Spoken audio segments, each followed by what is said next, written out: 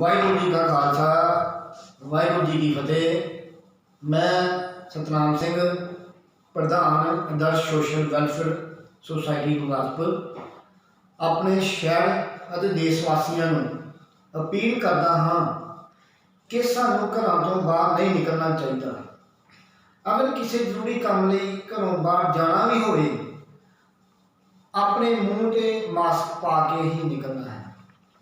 जिवें असीं सर्दी तो बचने लिए अपने शरीर को चंगी तरह कवर करते सी उस तरह ही अपने मूँह चंगी तरह सिर को कवर करके घरों बाहर निकलना है। घरों बाहर निकलते समय सानू बाहर अपने सोशल डिस्टेंस का भी ध्यान रखना पैना। अपनी सुरक्षा साडी साडे हथ विच है।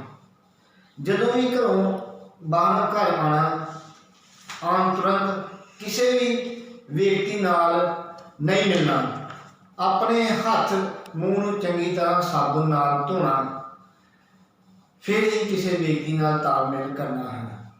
ये छोटिया छोटिया गल्लां दा असीं ध्यान रखांगे तां ही आपां करोना की भयानक बीमारी नूं अपने घर विच आउण तों रोक सकते हाँ। वाहिगुरू जी का खालसा वाहिगुरू जी की